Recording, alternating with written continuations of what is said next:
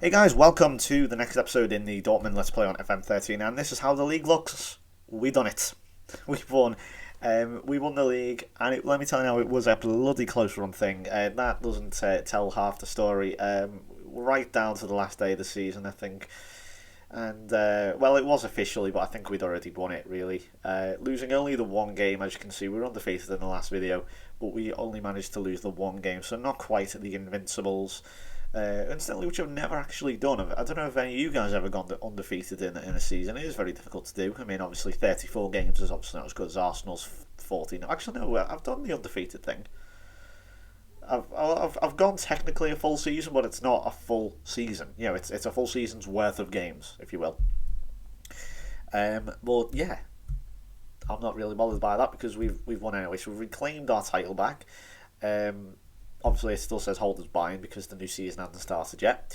But no, I'm happy with that. As you can see, it's been a two-horse race, and always has been a two-horse race since about the middle to end of March. Schalke fell away Colmar, actually, in the Champions League. Look at that. Just beating Werder Bremen there by 8 goals in the end. Hamburg also getting into the Europa League. We'll see why later. And yeah, I was really happy with this. I managed to knock Bayern off their little perch, if you will. I hate to quote Alex Ferguson, but they were looking a bit comfy. See, once they've reclaimed their title back, as you can see, it looks like there's going to be a big run again. Look what happened the last time it went Bayern. Oh dear. But hopefully that did obviously happen as we've reclaimed it back. And still with the 8 draws, but thankfully in the second half of the season we only managed to draw one more time, as you can see, and we went on a really nice run. So let's go over the fixtures then. Where were we? I think I left you on Bayern, yes, and the first game here was against Bayern Munich, and we got tonked. At this point you're thinking, okay, how the hell did you do it? Well, we'll show you in a minute. As you can see, Krumpen had a crap game. He choked there again. Haidari was terrible. De Fabry, bit harsh, I think, because he was he was a bit harsh, but he did get ripped to shreds by this three. If you just look at the formations here, how they lined up, just same formation. He got ripped apart by. Well, these two were swapping as well. I think they had swap flanks with each other. Mladenovic and Janssen was swapping flanks, and they tore him a new one. Gorecki managed to stand up mostly to them, but we got ripped apart. As you can see, we were 2-0 down inside 10 minutes, and we got the one shot on target. Difficult to go, in most circumstances, to the FC Bayern Stadium, but when the title is that close, down, that was difficult. We got our asses kicked there, I'm not going to lie. But we bounced back to beat Freiburg 5-0 with Krumpen grabbing 2. Why didn't you do it in the last game, you daft twat? Another 2 goals for Haidari and another one for Owen McHugh. We then played lowly Chelsea in the Champions League first knockout round. Yeah, if you watched the last video, you may remember Chelsea were languishing in 9th. The last we saw, 9th place. And they managed to actually get 2 away goals. And obviously, I think a change of their manager. I don't know whether it's the sort of Roberto Di Matteo type effect that Gautier had, whatever he's called, sort of implemented. But they got 2 away goals. But, we're not at the tie. Chelsea is still a good team. Haidari and McHugh scoring. Krumpen choking again in Europe. I don't know what it is with him in Europe, but he does not like European competition. But I thought it was reasonable. For some reason, the attendances are way down in Europe. I know that's because of certain UEFA regulations. I know you can't have a certain amount of people in one stand or whatever the hell the rule is. But yeah, I don't know why they're really low down. At Anfield, when we were in the Champions League, you'd see, you could tell it was a Champions League game. One, because it was at night, but two, the first 3 sort of rows of the Kop would just be empty. And it's like, oh, where the hell's the support? But it's not due to lack of support. It's because UEFA say you can't have this amount of people or whatever. Or I don't know what the actual rule is, but it's some sort of shite rule that UEFA introduced because they hate English clubs. No, not just English club. They hate football. I'll change that. Actually, they hate football. 1-0 against Hertha Berlin. Vzovko off the bench to give us the victory there.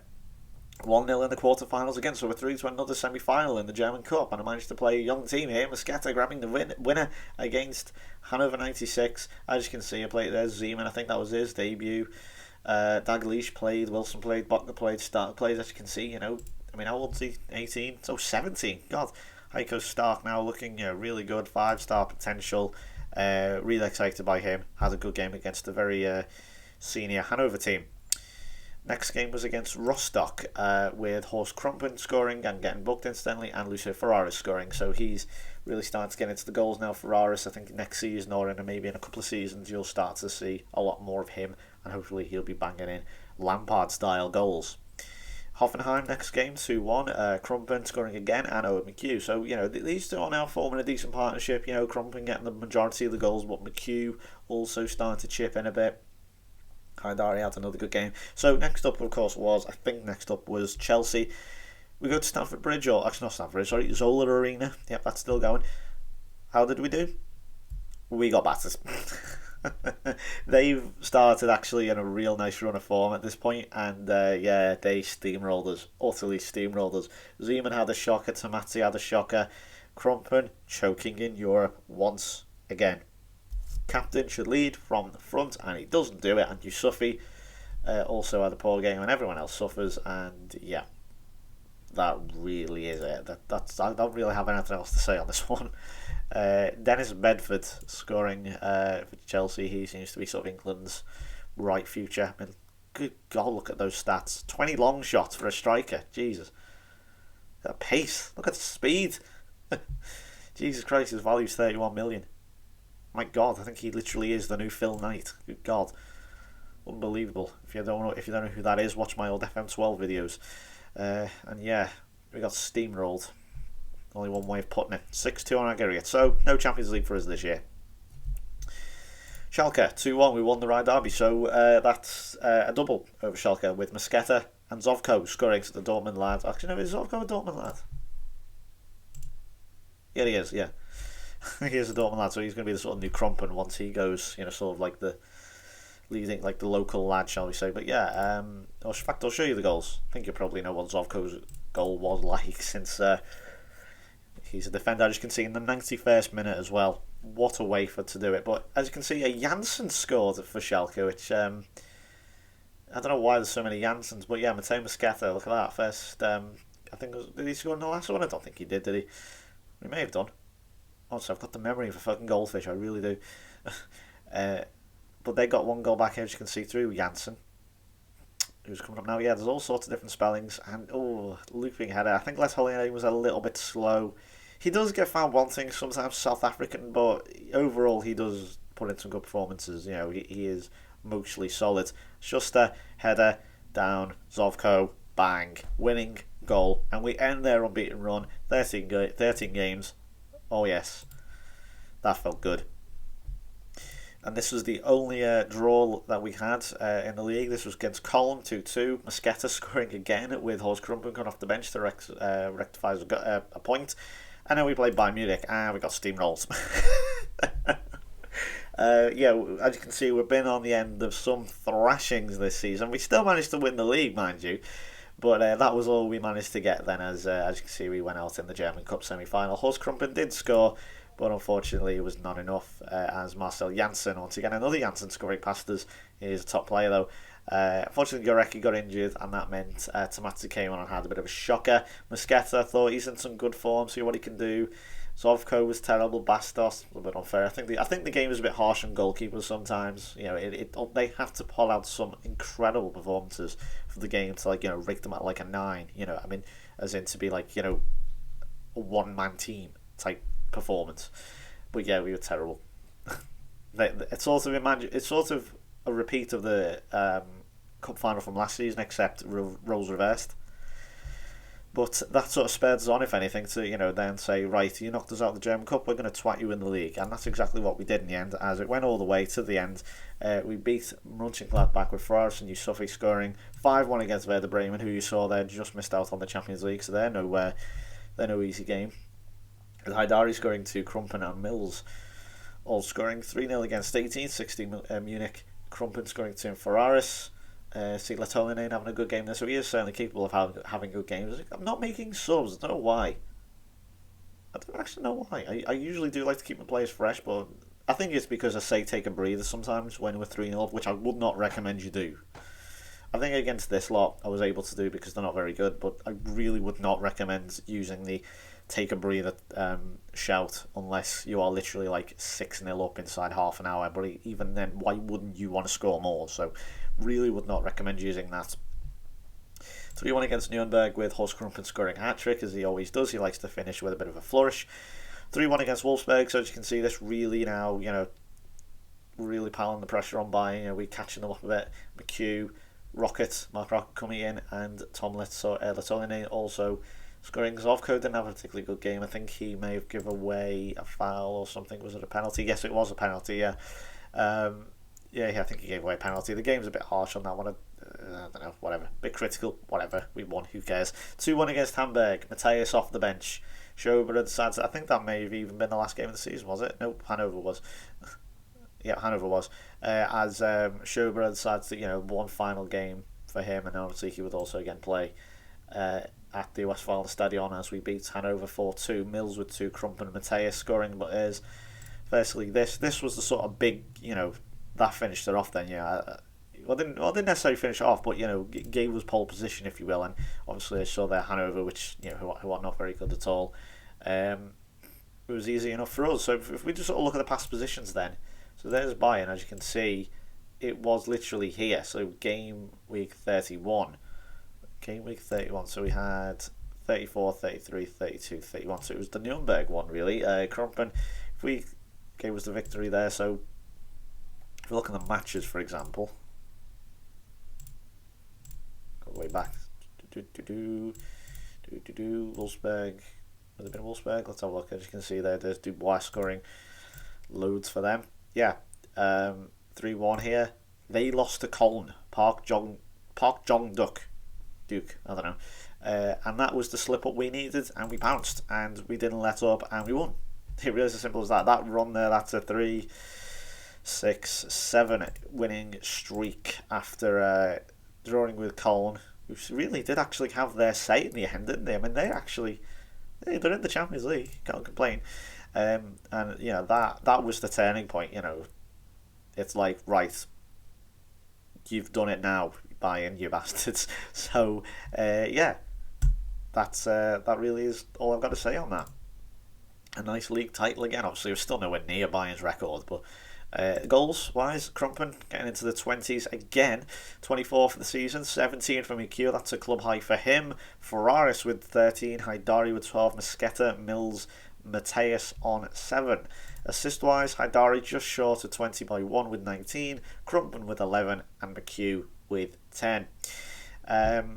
How does that compare to everyone else in the league? This was kind of crap, to be honest. Everyone else, Krumpen with 22. There's Rasmus Lantz and Marcel Janssen once again finishing top of the goals and assists and average rating, but no one actually breaking 8 there, which is quite rare. So wow, we got 12 player of the matches. Jesus, that's that. Here's the Premier League. Then we'll show you that, and I also should show you Spain. I realise I forget to show you Spain. I probably should show you that. Probably going to deactivate that one soon and replace it for Italy or someone. Brighton coming second, Liverpool and Arsenal with Man United and Villa, and Millwall. Chelsea, what happened there? Or qualifying. Who's the top goal scorer? I want to find out myself, actually. Bullet Yid. Oh, I was going to say, surely no way is there a Tottenham player called Yid with Yid in his name. That was too good to be true, wasn't it? The former Dortmund player, of course, Marco Nobili there for Liverpool.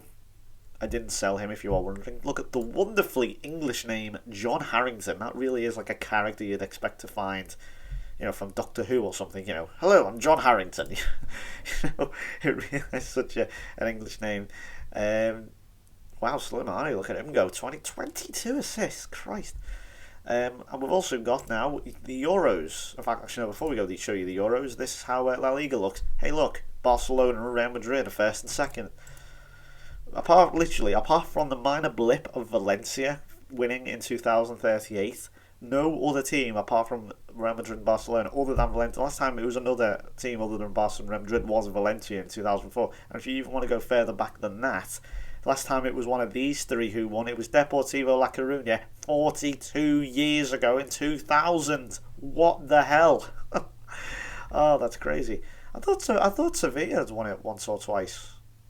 They came third. That's right. They came close, didn't they, to breaking the sort of monopoly, but it never really happened. We've also got the Euros here. The Euros. Right, there they are. Oh, not the Euros, sorry, I meant the World Cup. What am I talking about? Is it the World Cup? Yeah, this is the World Cup. So we've got Portugal, as I say, it's another European World Cup. It's due to start very soon. We've got then South Korea, Spain, Tunisia, Brazil, Croatia, Argentina, New Zealand, and Bahrain. Hopefully they'll sort out them sort of moral problems. Denmark, Germany, Saudi Arabia, Colombia, Norway, Uruguay, Iran, France, Morocco, USA, England, and Belgium. So look at that, the Americans, and another sort of North African Asian team. Bit similar to 2010, that one. South Africa, Holland, Mexico, and yes, Scotland. Senegal, Italy, Japan, Russia, Portugal, Ukraine, Costa Rica, and the Dominican Republic of Congo. Can I just point out where they are? You read that right. That is fifth. The Democratic... What did I say? Yeah, whatever. Democratic Republic of Congo are fifth in the world. What the fuck? I can't explain that. South Africa are 11th. Wow, fair play. I think that's it really. I think I'll just show you the world a bit more, shall we say. But yeah, getting back to more sort of home matters, Leverkusen have won the playoff instantly, or going to win the playoff, it appears. So they'll stay in the league. I'm not a fan, as I've mentioned previously, I'm not a fan of this. I don't think this is at all fair. For the almost potentially promoted team. I think it's a little bit harsh on them, but whatever. Yeah, should have been promoted in the first place, I suppose. That's gonna. Oh, actually, also awards. Let's show you the awards. Goalkeeper. Goalkeeper of the year goes to the Bayern goalkeeper. Surprise. Defender of the year goes to Xavi. Surprise. Diallo, midfielder. Surprise. Kodjo from Togo goes striker of the year. Okay. Footballer of the year, Marcel Janssen. Goal of the year, sorry. Well, John Miola did score that one from a few years ago against Schalke. Manager of the year, Johnny Heitinger. Why the hell have I not? How the fuck is he manager of the year? What? Okay. Players manager of the year is also Johnny Heitinger. What? And the top goal scorer, as you can see, is Janssen. Also, if you are wondering, by the way, saying, and if you are going to jump on it and go, there's proof that you didn't play all the games, if you're going to use that as a sort of evidence or excuse, it wouldn't be Heitinger, it would be my assistant manager, it would be Johnny Wood would be voted manager of the year. So yeah, I know he's assistant manager, but therefore I didn't. If you were going to say that I didn't skip or skip them or didn't play the games or whatever, it would be my assistant manager who would win them. Maybe he had a higher win ratio. I don't know. Well, then again, I don't understand. I mean, where are Freiburg? Really? Second? What? How the fuck? Well, I don't know if the draws or something, but I've won the fucking league. Unless the only excuse is no, Juventus won. Oh yeah, they beat Brighton. Brighton are back into the Champions League final again, and at the Millennium Stadium. This is how it's previously lined up, by the way, if you are wondering. It's going to be at the Stade Velodrome in Marseille. Not sure if that's a final, a venue fit for a final, but whatever. Although I hear that is being altered in real life. They are adding more seats to it, and I think a roof as well, I believe. So that's fair enough, actually. But yeah, Juventus finally, deservedly so as well, definitely getting their greedy Italian hands on the Champions League. And also I'll show you the Europa League for good measure. Schalke won that, annoyingly. As you can see, Juventus actually, that's what they went: Champions League winner, Europa League winner, Champions League winner. Fair play to them. Next one's going to be the Allianz. Ooh, that's going to be interesting. So thanks for watching then. That's going to do it from me. So I've shown you pretty much all I need to show you. I'll be back then in February with transfers and the new season, half season review anyway. Yeah, so thanks for watching. Bye-bye.